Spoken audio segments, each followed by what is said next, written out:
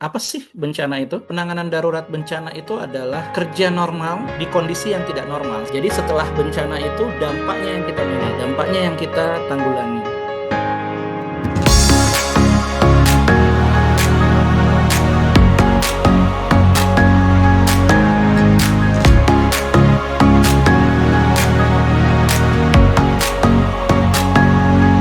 Saya Kak Gagali Harjawati, biasa dipanggil Weni, dari Kementerian mendukung kegiatan ini yang disebut oleh European Union, Pujian Center, Sadaya Q3, Madaya Evolve, dan Pena Bulu Foundation. Fasilitator kita siang sore hari ini, namanya Iswar Abidin. Biasa kami panggil Bung Iswar. Beliau dulu di Yayasan Mercy Corps Indonesia. Saya mengenal beliau di Sulawesi Tengah ketika respons bencana di Sulawesi Tengah tahun 2018 untuk respons gempa bumi, tsunami, dan likuifaksi.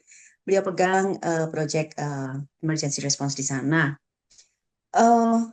Saya sebelum meminta beliau untuk masuk memfasilitasi kegiatan kita siang sore hari ini, saya akan minta Mas Anton untuk memutarkan video pengantar dari Pak Puji Pujiono selaku Senior Advisor dari Pujiono Center tentang rencana kesiapsiagaan dan respons darurat. Silakan.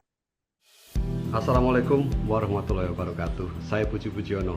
Rekan-rekan pengabdi kemanusiaan yang saya hormati, selamat datang di modul ketiga. Sekarang kita akan membahas sebuah topik yang merupakan lompatan besar dalam cara kita bekerja. Ini adalah tentang menjadi proaktif, bukan lagi sekedar reaktif. Topik kita adalah perencanaan kesiapsiagaan respon darurat. Modul ini mewakili suatu evolusi. Jika dulu pekerja kemanusiaan diibaratkan pemadam kebakaran yang baru bergerak setelah api membesar, maka kita dituntut sekarang untuk juga menjadi seorang arsitek yang merancang bangunan tahan api. Kita tidak lagi bertanya apa yang harus dilakukan ketika bencana terjadi, melainkan apa yang bisa kita lakukan sebelum bencana terjadi agar dampaknya tidak terlalu parah. Modul ini penting dalam satu kata, investasi. Setiap jam yang diinvestasikan dalam perencanaan akan menyelamatkan kita dari kekacauan respon yang berkepanjangan di masa krisis. Setiap rupiah yang kita alokasikan untuk kesiapsiagaan akan menghemat jutaan rupiah biaya pemulihan. Dan yang paling tidak ternilai, setiap upaya perencanaan yang kita lakukan berpotensi menyelamatkan nyawa manusia. Rencana yang baik adalah jangkar kita di tengah badai. Highlight dari modul ini akan sangat dinamis dan partisipatif. Kita mengurangi ceramah dan memperbanyak kerja nyata. Melalui workshop yang interaktif, kita akan langsung mempraktikkan cara melakukan analisis risiko sederhana. Siapa yang paling rentan? Apa ancaman terbesarnya? Lalu puncaknya adalah pada sesi simulasi kasus. Di sini kita akan menguji semua asumsi dan rencana. Fasilitator akan melakukan simulasi persis seperti di lapangan. Tujuannya bukan untuk mencari siapa yang paling hebat, tapi untuk bersama-sama menemukan di mana letak kelemahan dalam rencana kita. Saran saya untuk sesi ini sangat mudah. Jangan takut gagal. Ruang pelatihan ini adalah laboratorium yang aman. Di sini tempatnya kita membuat kesalahan. Berdebatlah tentang strategi. Coba pendekatan baru.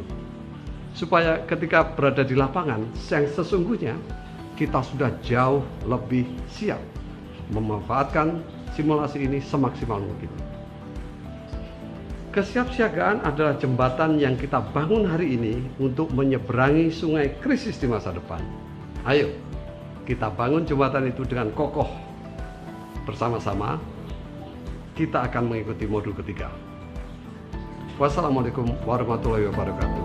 Saya Puji Pujiono.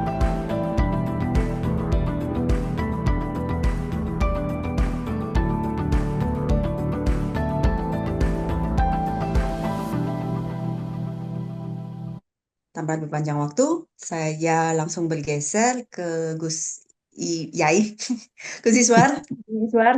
untuk langsung jump in dalam pelatihan sore hari ini dan kita bisa banyak sekali belajar dari beliau. Assalamualaikum warahmatullahi wabarakatuh. Selamat siang, salam sejahtera untuk kita semua. Om Swastiastu, salam kebajikan untuk kita semua.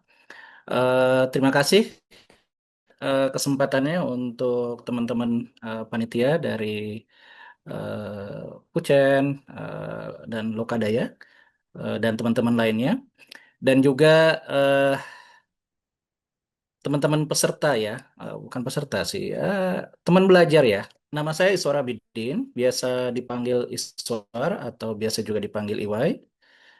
Eh, saat ini saya sedang, ya saya cuma praktisi biasa di penanggulangan bencana. Oke, sesuai dengan agenda kita hari ini, kita akan membahas sedikit tentang rencana kesiapsiagaan dan respon darurat.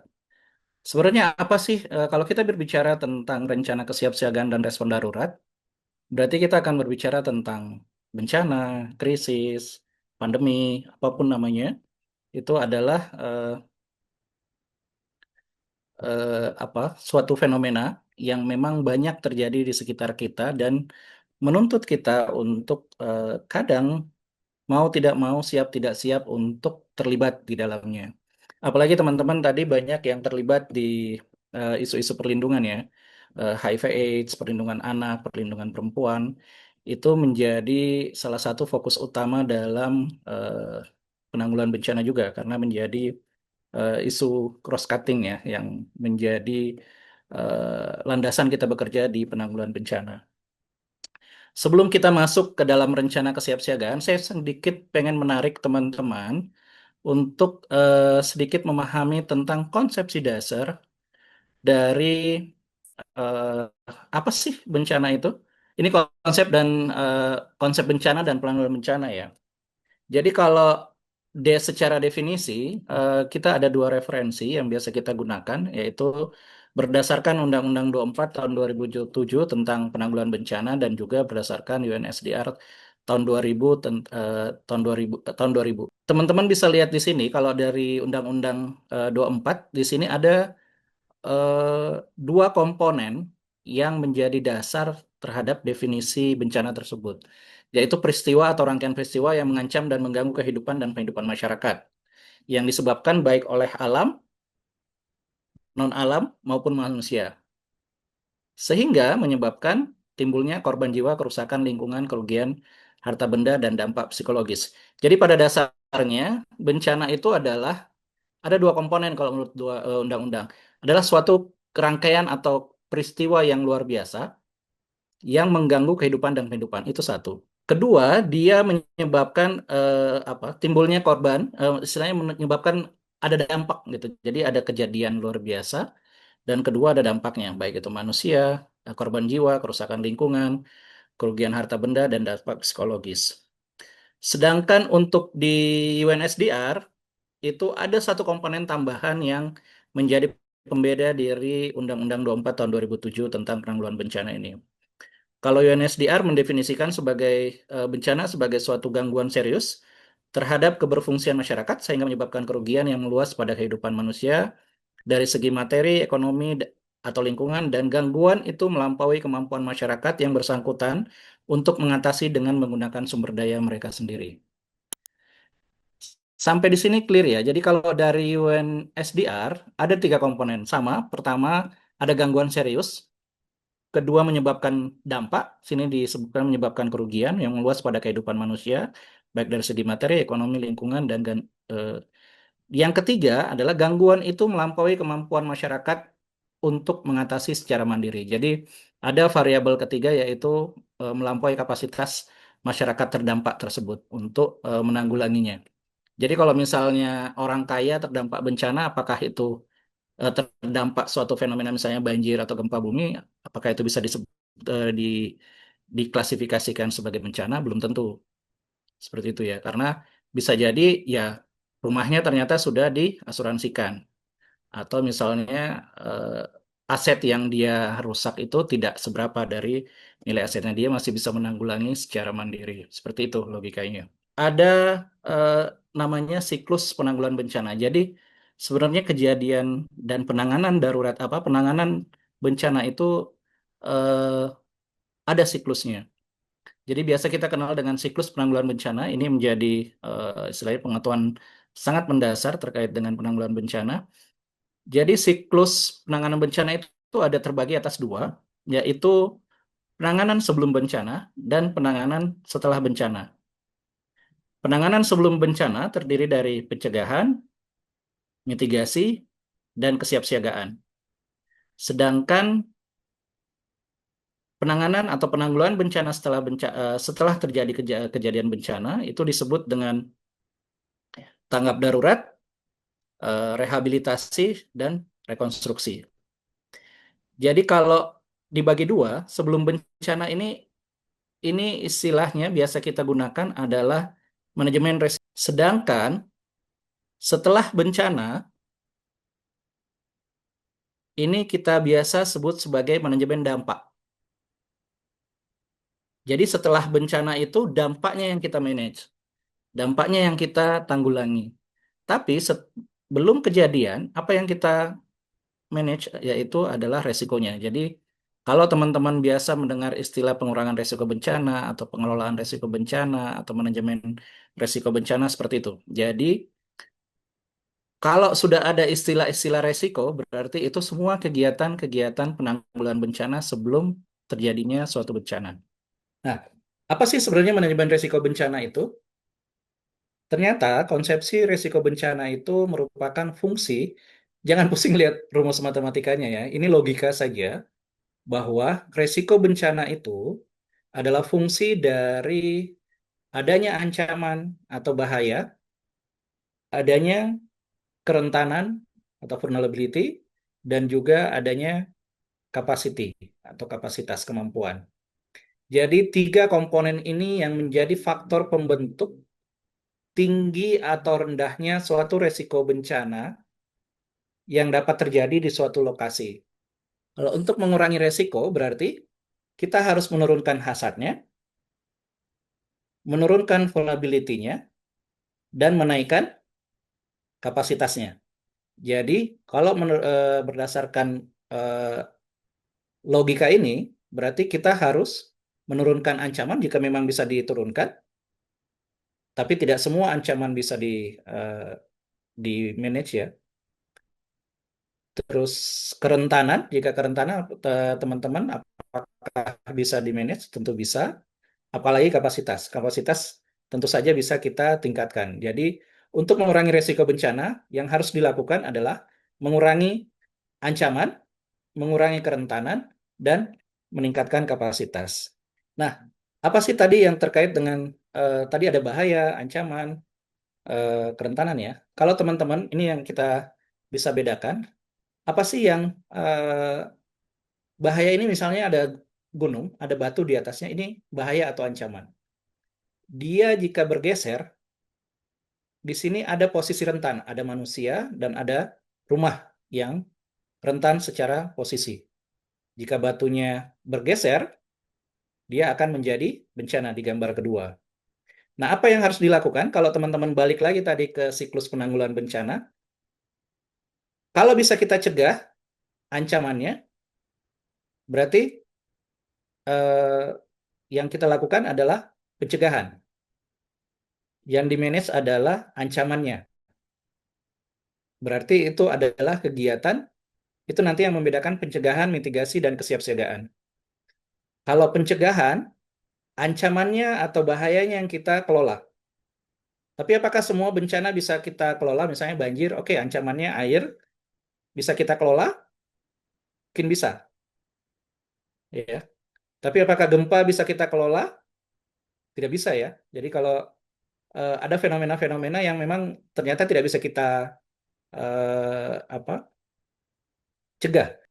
Mitigasi itu kalau untuk jenis bencana yang tidak bisa dicegah seperti gempa bumi, tsunami, yang kita lakukan adalah mitigasi. Yang kita kelola adalah kerentanannya ini. Jadi melakukan misalnya bronjong, misalnya bangunan pemecah ombak, itu mitigasi. Jadi walaupun ancamannya terjadi, gitu ya, batunya turun, tapi tidak beresiko, istilahnya tidak berdampak pada rumah ini contohnya, gitu. Nah, bedanya apa lagi dengan kesiapsiagaan?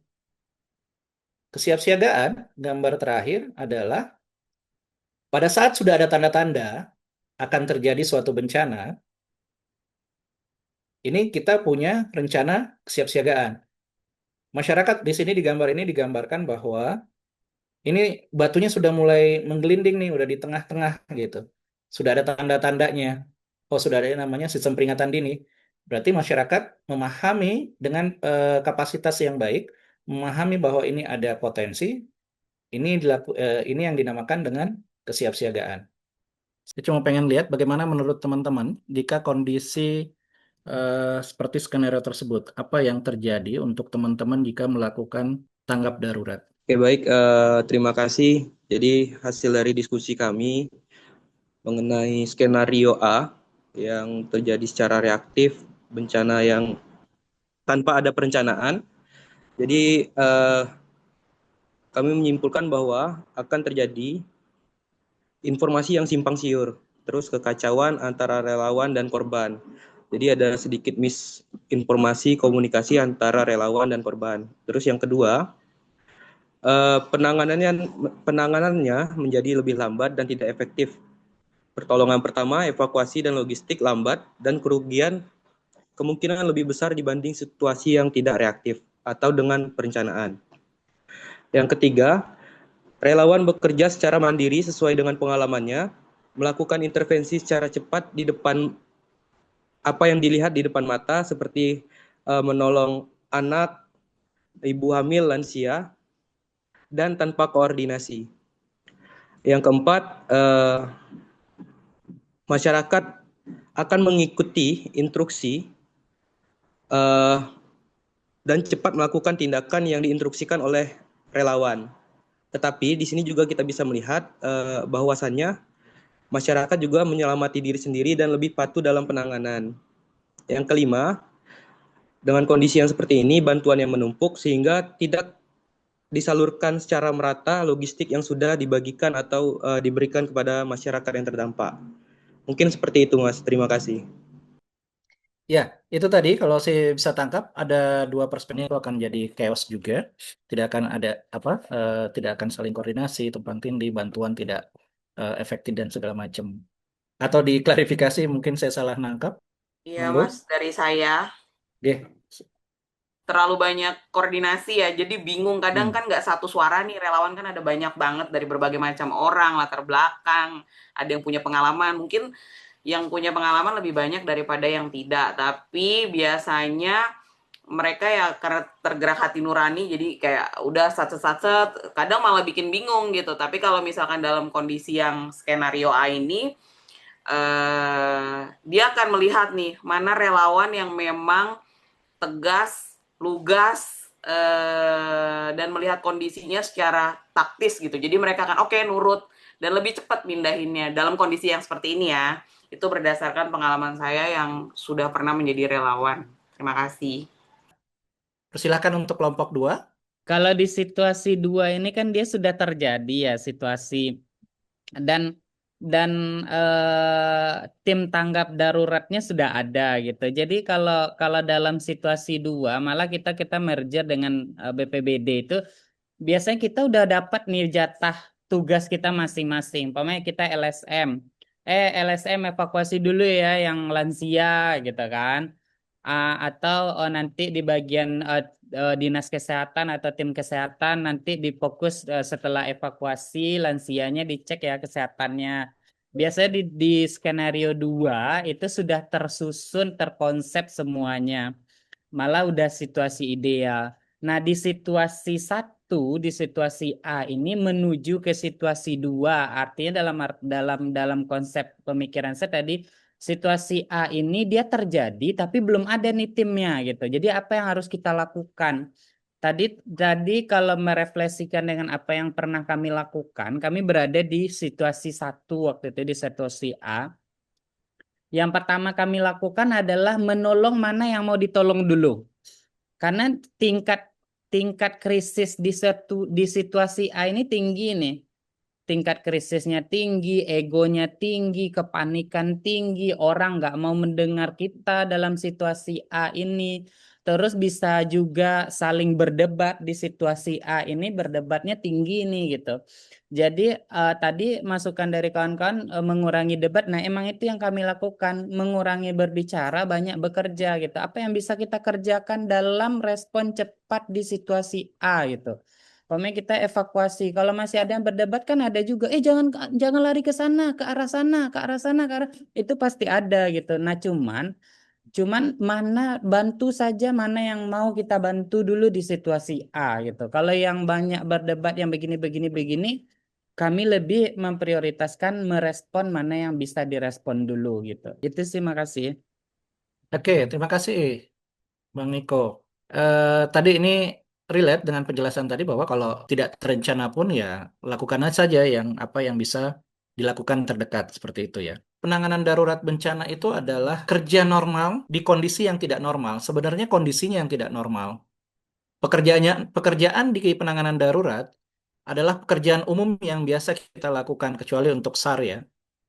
Misalnya untuk kesehatan ya biasa di rumah sakit untuk penanganan korban. Terus misalnya penyediaan air bersih, ya itu biasa dilakukan untuk teman-teman PDAM atau segala macam ya, atau teman-teman eh, apa eh, penjual air atau segala macam. Terus misalnya pekerjaan membangun rumah ya biasa aja, itu pekerjaan biasa. Tapi yang membedakan adalah kondisinya yang tidak biasa. Jadi bagaimana mendistribusikan air pada saat kondisi emergensi, pada saat kondisi crowd, pada saat masyarakat itu tidak punya, misalnya tidak punya tempat penyimpanan air misalnya, atau tidak punya titik penyimpanan apa titik pengambilan air, misalnya seperti itu. Terus misalnya membangun rumah pada saat kondisi eh, rumahnya atau tapaknya hilang, misalnya, atau tapaknya sudah tidak bisa digunakan.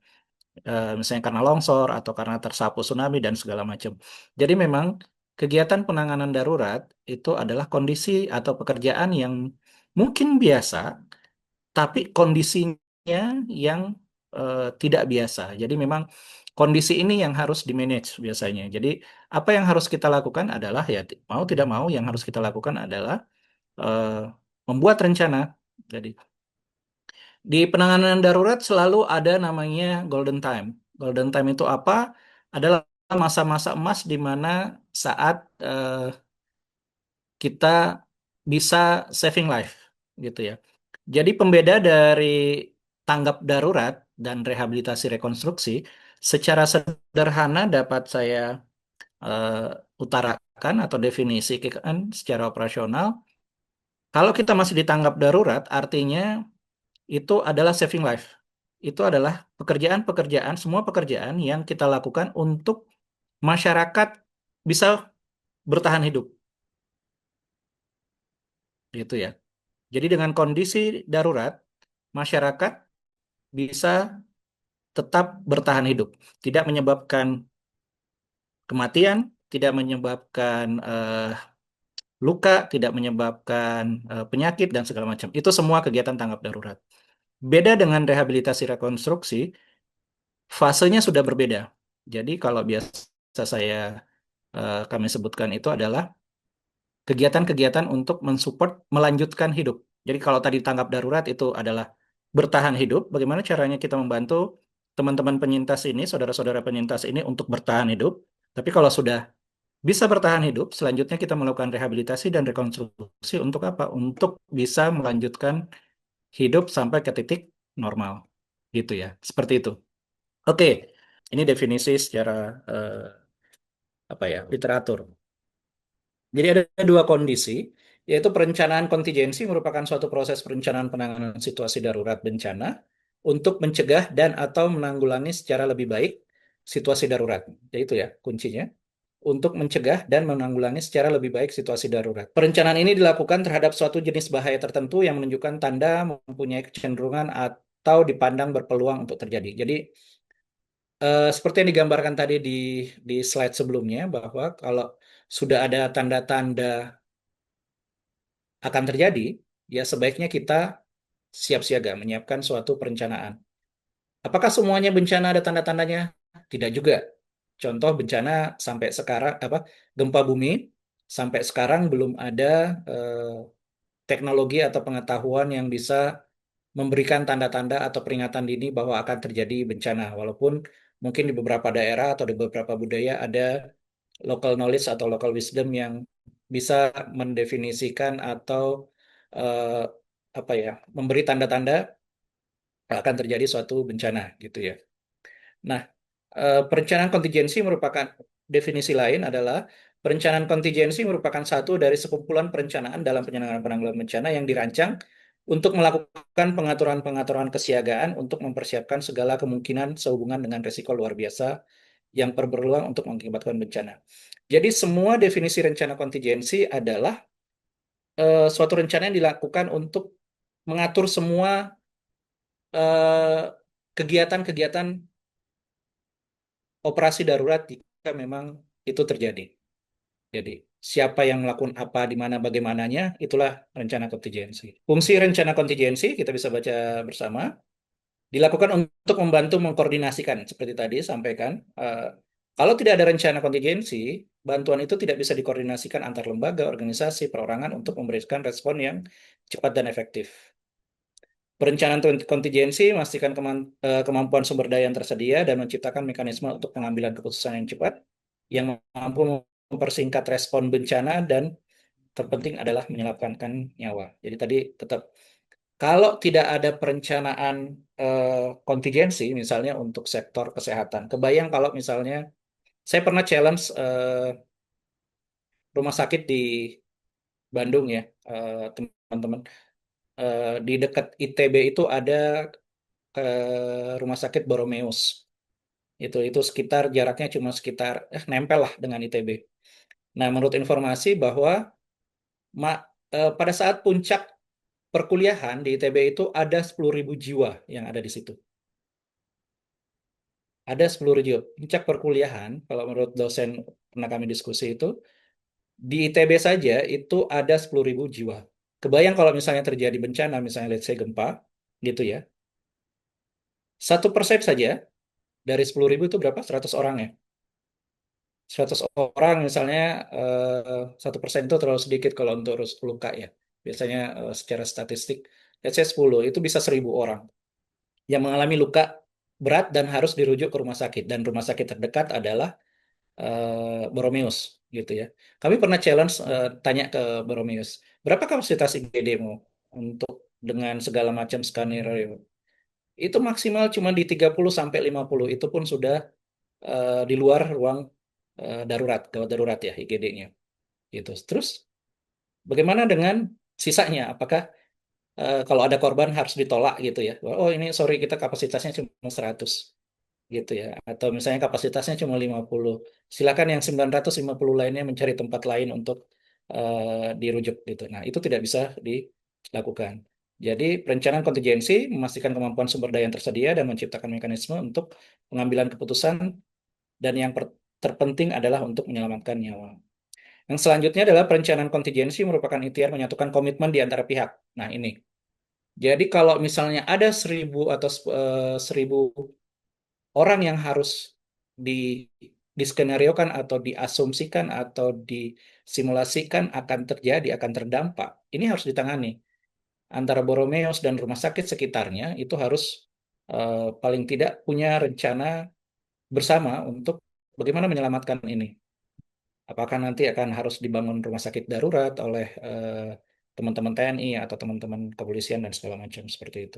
Selanjutnya perencanaan kontingensi mewujudkan rencana konkret dan berlanjut sampai keadaan darurat terjadi dan dapat dilanjutkan apabila bahaya tidak lagi mengancam.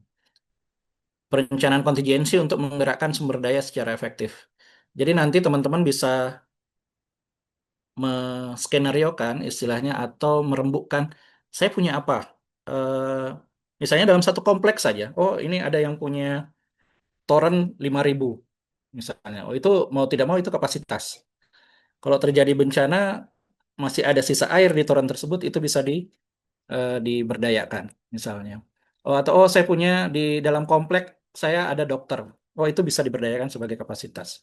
Nah, ini yang istilahnya bisa menggerakkan sumber daya. Kalau di skala lebih tinggi, misalnya di dalam satu kabupaten kota, ya antara BPBD, PMI, TNI Polri itu akan siapa yang melakukan SAR? Berapa orang yang akan melakukan SAR?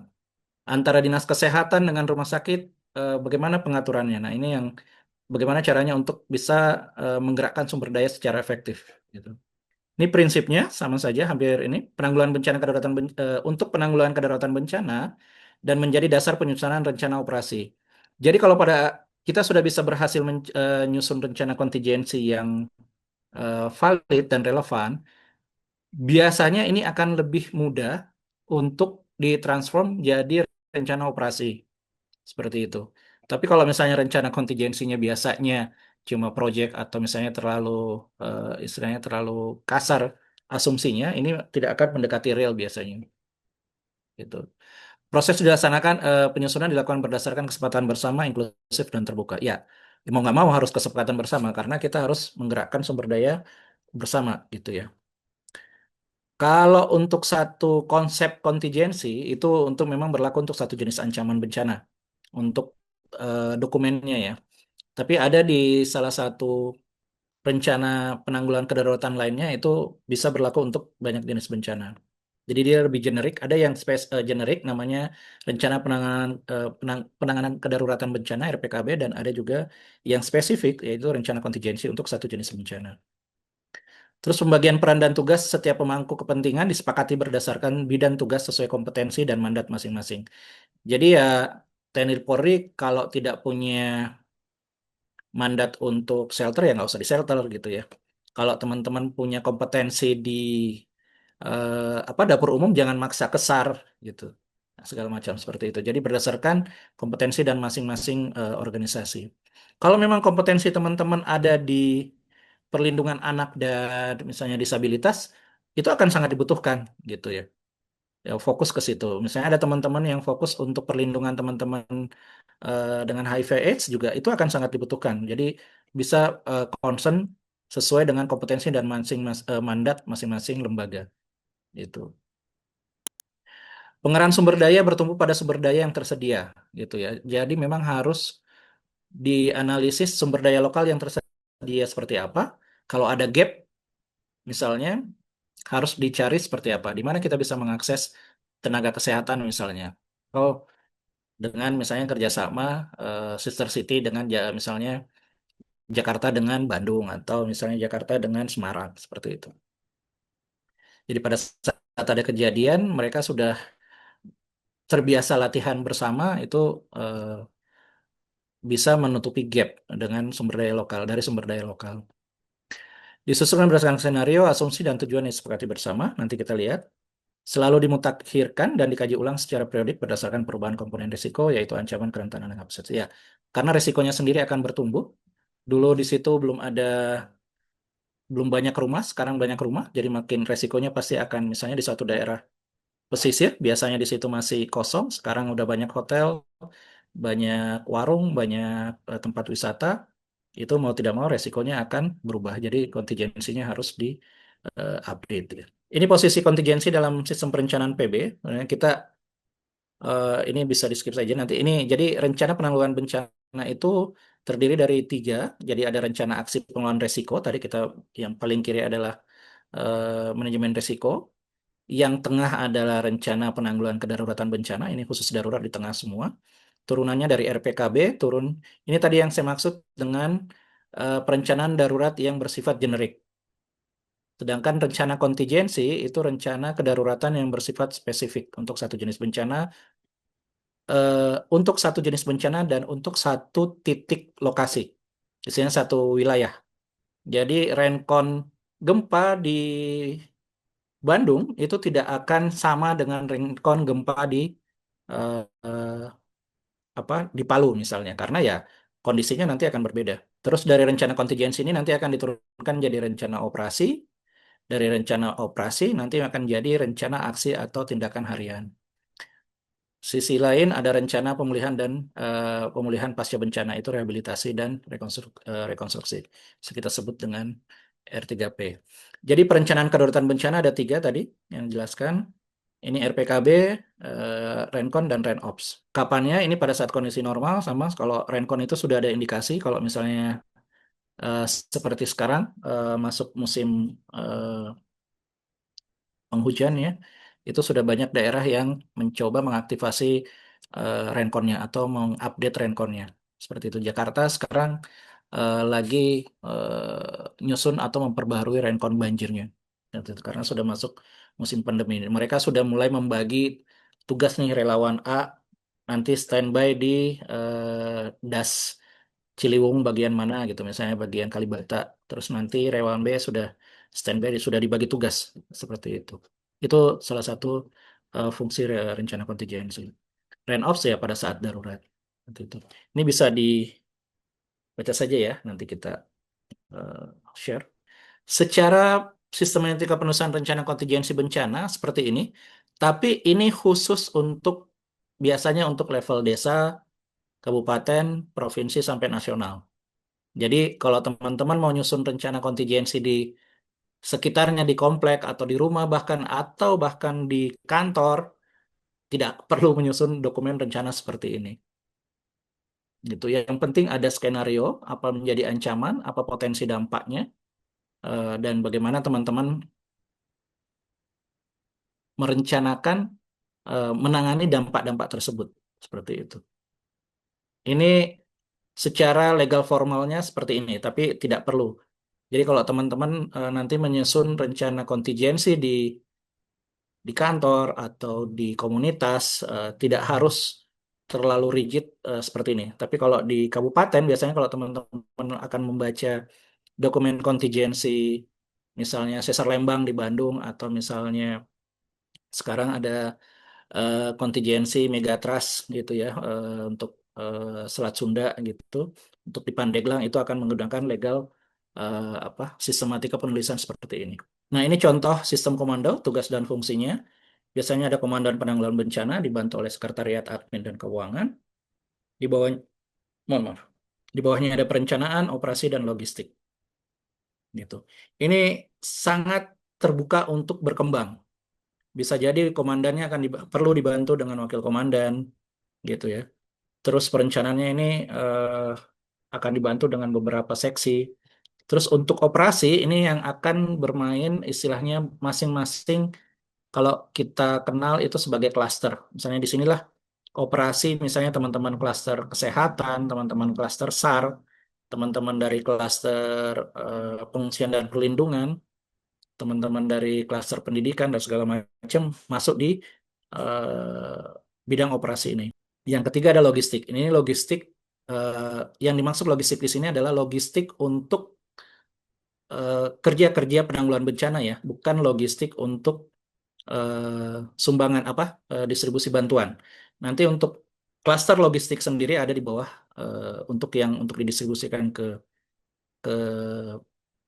penyintas ada di bawah bidang operasi. Jadi khusus logistik di sini memang hanya untuk mengcover semua kebutuhan kerja sistem komando ini. Gitu. Ini contoh sistem komando ini bisa berubah, berkembang ya. Sistem operasi itu bisa di bawahnya ada sekarang berapa ya? 7 klaster di bawahnya. Misalnya klaster PP itu di bawah Dinsos nanti, klaster kesehatan di bawah Dinkes, itu eh, logistik dan peralatan ada di bawah BNPB. Nah, ini tadi yang saya masuk juga dari konsep operasi dan sasaran tindakan.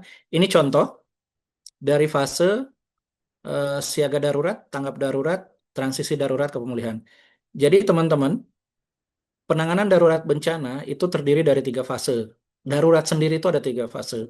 Jadi ada siaga darurat sebelum kejadian. Contohnya misalnya seperti sekarang hidrometeorologi sudah masuk musim penghujan. Beberapa pemerintah daerah itu sudah announce untuk atau sudah declare kondisi status darurat bencana untuk siaga darurat gitu ya. Misalnya erupsi gunung api misalnya kalau baru baru batuk-batuk sedikit itu sudah masuk, bisa dideklar sebagai kondisi atau status tanggap darurat tapi baru masuk siaga darurat. Setelah siaga darurat dan kejadian betulan, istilahnya emang bencananya terjadi, baru masuk status ditingkatkan menjadi tanggap darurat. Setelah penanganan tanggap darurat, serangkaian kegiatan dilakukan sampai istilahnya sudah bisa bertahan hidup semua. Selanjutnya dilanjutkan dengan transisi darurat ke pemulihan. Ini proses ke rehabilitasi dan rekonstruksi. Beberapa sasaran tindakan dan kegiatan ada di contoh seperti ini. Dari pengkajian cepat, potensi. Ini kalau misalnya di siaga darurat ada kaji cepat juga, di tanggap darurat ada kaji cepat juga. Tapi bedanya apa? Di siaga darurat, kaji cepat itu atas informasi peringatan bahaya. Jadi yang dipantau adalah misalnya tinggi muka air, sungai, dan segala macam. Itu kaji cepat. Terus pengaktifan organisasi komando PDB itu sudah mulai di deploy personelnya, sudah mulai dibentuk dan dideploy tugas-tugasnya, mulai di SK-kan segala macam. Tapi kalau sudah status tanggap darurat, kaji cepatnya itu udah kaji cepat terhadap dampak yang sudah terjadi, berapa rumah rusak, berapa korban yang luka, meninggal, dan segala macam. Jadi ada skenario dan dampak, kita nyusun skenario banjir bandang, telah terjadi suatu banjir bandang, pemicunya adalah adanya longsoran daerah hulu yang membendung aliran sungai, dan dengan curah hujan yang sangat tinggi selama 3 hari berturut-turut. Bahaya primer yang mengancam ada aliran sungai dengan debit dan kecepatan air yang sangat tinggi, disertai dengan material batu dan lumpur. Ini bahwa ada skenario banjir bandang yang terjadi. Ini skenario dampak untuk penduduknya, dampak perumahan, ini rumah rusak berat, rusak ringan, rusak sedang. Ini dampak kedua. Sini ada dampak untuk sekolah. Ini diasumsikan rusak dan terendam semua sekolahnya. Terus dampak lainnya, perkantoran pemerintah, kawasan perkantoran wali kota terdampak karena terendam banjir. Terus ada beberapa pabrik di daerah Das juga terdampak banjir. Layanan umum, reservoir PDAM dapat terdampak banjir karena memang terletak di daerah Das. Jalan dan jembatan, 80% jembatan yang melintasi aliran sungai terdampak karena terkena material yang terbawa oleh arus banjir. Akses jalan di daerah Das sungai terendam selama 3 hari. Silakan untuk menyusun konsep operasi dan tindakan. Silakan, Bu, siapa tadi ya? Yang notulek? Baik, mohon izin kami dari kelompok 1 sebelumnya tadi belum selesai ya, baru pada tahap perencanaan di struktur. Untuk perencanaan di struktur itu komandan adalah dari kepala divisi, kemudian sekretariat atau yang terdiri dari administrasi dan keuangan itu dikelola oleh Kades, kemudian untuk perencanaan itu dari Pemdes itu Kesra, kemudian operasi bidang SAR itu melibatkan Koramil, forum FPRD, Linmas, dan Karang Taruna. Kemudian untuk operasi bidang kesehatan itu melibatkan kader kesehatan, puskes, dan bidan desa. Kemudian untuk logistik itu PKK, RT, Dukov, dan LPM. Kemudian untuk konsep operasi dan sasaran tindakan kami tadi belum sempat untuk membicarakan lebih jauh. Mungkin karena baru permulaan dan kebetulan di kelompok kami itu notabene belum pernah melakukan penanggulangan bencana yang apa namanya yang terkonsep seperti itu. Jadi mungkin kami kali ini baru sangat permulaan untuk belajar gitu. Terima kasih. Oke, makasih. Baik, saya lanjut dengan kelompok 2. Saya kebetulan tadi sempat mencatat aja, tapi secara singkat, kelompok 2 itu ada organisasi yang fokus ke HIV. Ada yang fokus disabilitas, kekerasan perempuan dan anak, lansia dan ibu hamil. Semoga saya tidak ada yang kurang. Kemudian tadi membahas tentang kamar mandi, tempat tidur, SOP, emosi anak, ruang aman untuk perempuan dan anak, koordinasi dengan organisasi. Silakan. Ya, sangat menarik tadi. Jadi sebenarnya untuk kesiapsiagaan memang intinya gini Pak, bahwa semua kegiatan jika kita merasa bahwa daerah kita punya ancaman terhadap suatu bencana atau krisis apapun, termasuk juga misalnya krisis kesehatan ya, pandemi dan segala macam, konsepnya sama Pak. Jadi konsepnya sama. Jadi semua potensi ancaman yang ada di sekitar kita itu kita harus pertama identifikasi karakteristiknya seperti apa, kapan dia bisa datang, bagaimana dia kalau datang, apa dampaknya. Terus setelah kita tahu, oh kalau misalnya dia, misalnya untuk masyarakat adat ya, eh, misalnya ada banjir bandang, misalnya kalau di, bukan banjir bandang, banjir banjir genangan ya, untuk kalau misalnya di Kalimantan gitu, ya apa dampaknya untuk kira-kira untuk masyarakat adat di yang menghuni istilahnya daerah-daerah eh, das atau misalnya daerah-daerah pegunungan gitu ya. Nah, pasti karakternya di daerah mereka itu akan berbeda.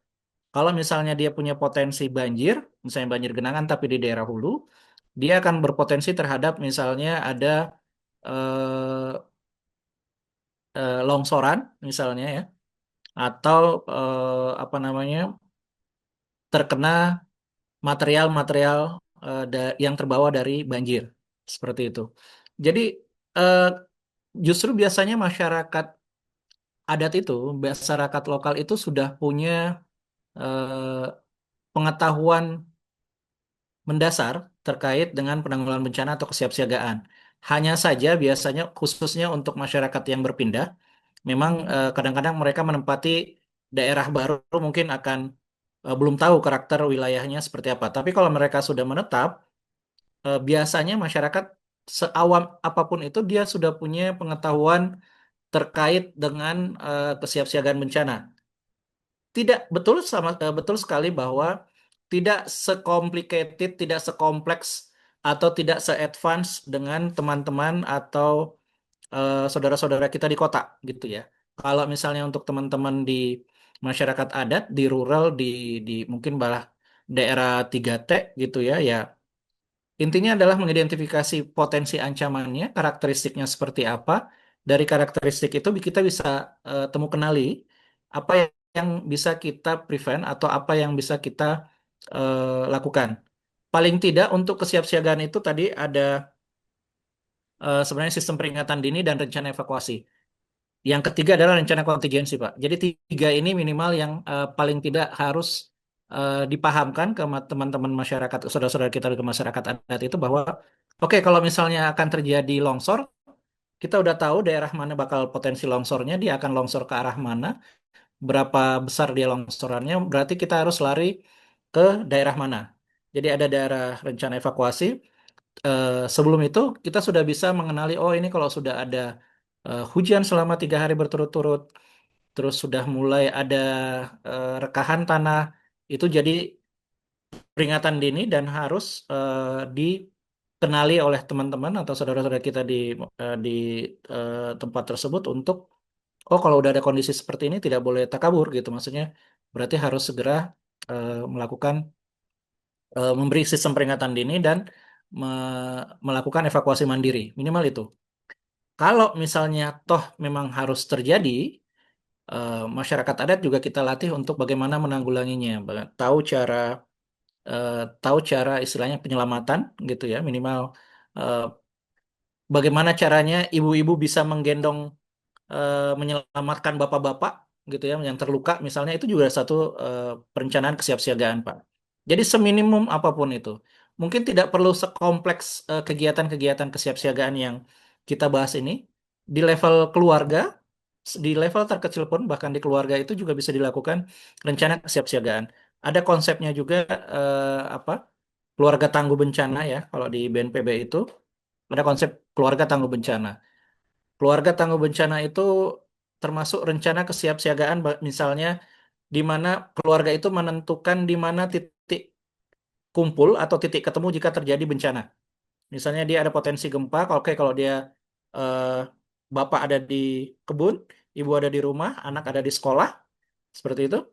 Kalau misalnya terjadi gempa, longsor atau apapun di daerah mereka yang terpencil itu, di mana mereka bisa berketemu, itu juga rencana kesiapsiagaan.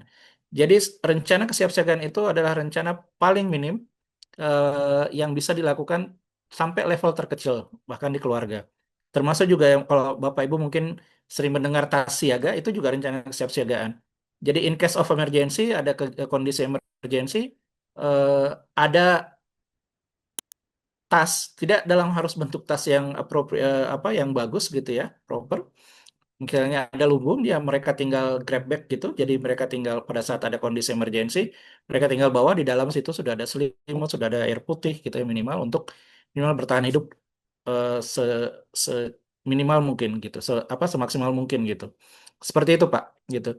Jadi perencanaan kontingensi jangan, mohon maaf kalau misalnya saya memang memberikan contoh yang kompleks ya. Tapi perencanaan kontingensi untuk di apa itu bahkan sampai di level individu dan level keluarga gitu, termasuk untuk eh, masyarakat yang tinggal di daerah yang apa namanya terisolir ya atau 3T gitu. Seperti itu Pak ya. Mudah-mudahan bisa menjawab. Oke, tadi berarti yang kelompok 2 juga sudah presentasi ya? Belum, Gus. Oh Sorry. belum. Silakan. Monggo kalau mau dipresentasikan sebentar sebelum kita menyimpulkan. Tadi Mas Iswar juga udah bilang rencana kontingensi itu kan. Jadi kalau dari kami ada respon krisis untuk karena kami bergerak di isu HIV/AIDS. Jadi ada respon krisis pada saat situasi darurat. Tapi kami lebih memprioritaskan bagaimana aksesibel terhadap logistik sebenarnya ARV-nya. Terus karena itu tidak boleh putus gitu. ARV itu harus di dalam kondisi apapun dia harus diminum gitu kan. Terus hunian yang layak karena ini menyangkut hunian yang layak dan air bersih ya orang HIV/AIDS itu ya harus mendapatkan sarana prasarana air bersih karena tingkat resiko yang mereka miliki itu lebih tinggi gitu kan. Terus kalau untuk hunian, ini ini kami analogikan situasinya di tempat evakuasi yang itu orangnya banyak gitu kan. Nah, kalau orangnya banyak dan itu butuh, maksudnya pasti berebut tuh tempat-tempat tinggal yang layak gitu kan. Nah, kami dalam ilustrasi di satu tempat atau satu kamar itu harus ada 6 orang. Jadi 6 orang masih tetap sirkulasi udaranya aman. Terus khusus orang dengan HIV/AIDS gitu kan. Terus harus ada selimut, harus ada kasur dan apa segala rupa gitu kan. Tapi tadi Mas sudah bilang usahakan mereka evakuasi secara mandiri. Nah, itu lebih penting karena yang lebih pertama dan lebih layak itu adalah mereka menentukan hunian yang layak berdasarkan eh, menurut mereka atau kebutuhan dasar mereka gitu kan. Tapi kalau seumpama dalam situasi itu nggak sempat nih untuk evakuasi mandiri dulu, tapi tiba-tiba banjir longsor gitu kan. Artinya akan berkumpul di satu tempat. Nah, kalau satu tempat yang harus berkumpul itu standar yang layak itu untuk orang dengan HIV/AIDS seperti itu. Nah, cuman tadi ada teman-teman yang nyambahkan ada dari teman-teman organisasi disabilitas harus memiliki kursi roda katanya kan. Terus kalau teman-teman di isu anak tadi tingkat emosional anak itu akan trauma healing ya. Jadi dampak trauma pada saat situasi kebencanaan itu juga tinggi. Jadi harus dapat apa ya, harus ada konselor atau apa gitu kan untuk ke konsentrasi di bagian kebutuhan anak gitu kan. Terus tadi kalau untuk di isu lingkungan ya bagaimana situasi lingkungan itu juga karena ini PHBS ya hidup bersih dan sehat gitu kan. Kalau di isu lingkungan ya menjaga agar situasi di tempat evakuasi itu tidak banyak sampah atau menjaga ya harus sediakan tempat sampah lah gitu. Jadi jangan berserakan karena itu juga akan menjadi wabah apalagi wabah untuk orang dengan HIV, wabah untuk anak, sehingga ada malaria, apalah segala rupa yang menimbulkan bencana baru gitu. Begitu, Mas. Oke, terima kasih. Saya sangat tertarik ya tadi ya dengan pendekatan-pendekatan yang spesifik ya. Jadi teman-teman memang bisa melakukan atau menyiapkan suatu rencana kontingensi untuk penanganan darurat sesuai dengan mandat lembaga teman-teman sendiri, gitu. Kalau memang teman-teman misalnya tadi contohnya untuk teman-teman yang mendampingi istilahnya dengan orang dengan apa dengan HIV/AIDS, ya disiapkan kontingensinya. Kalau misalnya terjadi, misalnya tadi di mana kantornya? Di wilayah bencana Sumatera Barat. Nah, Sumatera Barat misalnya, apalagi Sumatera Barat ya. Misalnya, Iya. let's say Sumatera Barat, salah satu daerah yang terancam megatrust misalnya. Teman-teman harus menyiapkan kontingensi untuk bagaimana teman-teman dengan HIV/AIDS ini bisa mengakses ARV dengan mudah, istilahnya tidak terputus. Itu misalnya satu. Kedua, eh, misalnya, jadi kalau misalnya harus dapat apa mengakses ARV itu seperti apa? Kejadian di Palu itu eh, kebetulan kami pernah survei dan terkait dengan itu sedikit. Ternyata banyak teman-teman penderita HIV/AIDS itu yang kesulitan sampai putus sampai 2 sampai 3 bulan itu tidak bisa mengakses ARV gitu. Nah, ini yang sebenarnya harus disiapkan oleh teman-teman. Istilahnya kalau di Sumatera Barat, in case of emergency terjadi, let's say kita nggak berharap tapi kita siap siaga, terjadi megatrust, bagaimana caranya ARV ini tidak putus, gitu. Di mana mengakses teman-teman sumber, di mana bisa mengakses ARV dari luar sumber biar teman-teman eh, istilahnya bisa eh, terfasilitasi. Atau minimal bagaimana teman-teman semua teman-teman yang dengan HIV/AIDS ini bisa titik kumpulnya di mana pada saat emergency. Atau misalnya nanti untuk istilahnya ada koordinasi untuk mengakses ARV dan segala macam, itu sudah ada perencanaannya. Sudah ada kerjasama misalnya dengan PKBI Riau misalnya atau dengan PKBI apa Lampung atau misalnya sekitar lah misalnya Bengkulu dan segala macam. Itu harus di, di, disiapkan gitu, di mana siapa yang bisa membackup seperti itu. Nah, nanti kalau kita apa? Ini baru satu ya, baru satu case istilahnya baru satu dampaknya kan ARV gitu ya. Apa susah mengakses ARV karena misalnya stok apa gudang logistik atau gudang obat misalnya rusak atau semua akses tidak bisa terpenuhi gitu. Belum lagi tadi yang sampaikan teman-teman tadi misalnya untuk hunian gitu ya, hunian yang istilahnya eh, eksklusif gitu ya, mau tidak mau itu eksklusif. Jadi memang harus disiapkan di mana teman-teman bisa eh, teman-teman YS Akbar ini bisa menyiapkan pengungsian untuk teman-teman dengan HIV/AIDS gitu. Di mana titik kumpulnya nanti teman-teman sudah dilatih nanti kalau in case of emergency kita kumpulnya di sini ya, kita akan bikin pengungsian di sini. Ini sudah bekerja sama, udah di planning dan disosialisasikan ke wilayah apa pemangku wilayah setempat gitu. Seperti itu. Jadi sangat sangat spesifik, tapi itu yang justru membantu yang biasanya menjadi gap di mana-mana pada saat kondisi emergensi. Itu kami temukan di Palu. Ada teman-teman banyak teman-teman yang putus ARV 2 sampai 3 bulan itu karena memang suplainya tidak ada gitu ya atau kurang gitu ya. Jadi ya mau tidak mau ya kondisinya katanya kondisinya emergency. Tapi seandainya itu dipersiapkan dengan baik, kita sudah teman-teman dengan dari sumber sudah bekerja sama dengan teman-teman jejaring dari di luar sumber gitu misalnya, yang bisa langsung mensuplai. Misalnya udah ada data berapa istilahnya teman-teman di bawah yayasan Bang Niko gitu ya. Nah, nanti untuk Bang Niko bisa memfasilitasi, mengakses atau mencarikan ARV untuk berapa orang. Sangat simpel, tapi itu sangat sangat penting sebenarnya seperti itu. Itu baru satu satu dampak ya akses ARV. Seperti itu, Bang. Mm-mm. Iya, nambahin sedikit, Mas. Malah kami waktu itu sudah pernah bikin skema jalur logistik gitu kan. Umpamanya sumber ini Hmm, pernah nih saya sumber akses jalannya putus, akses transportasinya betul. putus dan itu selang waktu waktu 6 bulan waktu itu kan. Malah kami mensimulasikan ini kalau obatnya putus di daerah sini, daerah mana yang bisa mensuplai ARV-nya gitu kan. Malah kami sudah pertimbangkan Pekanbaru dan Bengkulu sebagai akses logistik perbantuan. Malah kalau di Ya, daerah, betul. kalaupun nanti sumbar jalannya putus, malah kami sudah pikirkan jalur udaranya gitu. Jadi kolaborasi dengan BPBD Hmm, menggunakan jalur udara untuk di mana ARV ini bisa ditaruh dulu dan disuplai diakses dan ya. nanti diamprahnya di situ gitu. Sampai segitunya kami pikirkan waktu itu. Betul. Itulah rencana kesiapsiagaan dan untuk respon darurat.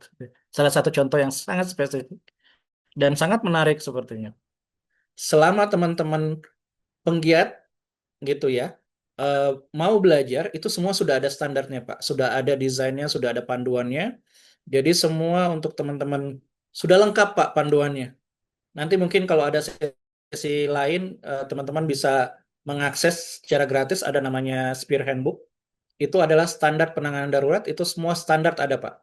Standar berapa air yang dibutuhkan untuk minum, untuk kebutuhan sehari-hari, berapa hunian, luasan hunian yang dibutuhkan untuk pengungsian yang jadi standar minimum, satu dokter itu bisa cover berapa orang minimal, dan segala macam itu ada di situ. Sebenarnya secara panduan, regulasi dan segala macam itu sudah lengkap semua Pak. Tinggal memang mungkin ada beberapa teman-teman yang memang belum terpapar dengan informasi ini. Nah, mungkin dengan inisiatif pelatihan seperti ini kita memperkenalkan Pak sudah bahwa di penanggulangan bencana itu udah lengkap Pak sebenarnya. Kami membangun misalnya kami ini saya sempat membangun di Palu kemarin lebih dari 500 latrin itu standarnya harus semua pakai ram, semua harus protection dipisah laki-laki perempuan dan segala macam itu sudah ada standarnya Pak. Dan itu biasanya bukan hanya dari kita tapi dari donor juga sudah mulai bukan apa istilahnya menekan bahwa ini harus istilahnya sensitif gender dan sensitif apa kelompok teman-teman dari kelompok rentan seperti itu Pak. Thank you Gus. Ini nanti aku share Sweet Project yang dalam bahasa Indonesia. Untung kita udah membahasa Indonesia kan. Ntar aku titip via email ke Mas Anton. Makasih banyak Gus Iswar untuk sharingnya dan sharing pengalaman, sharing pengetahuannya. Makasih banyak teman-teman juga sudah aktif berdiskusi. Saya tahu ini masih sangat awal.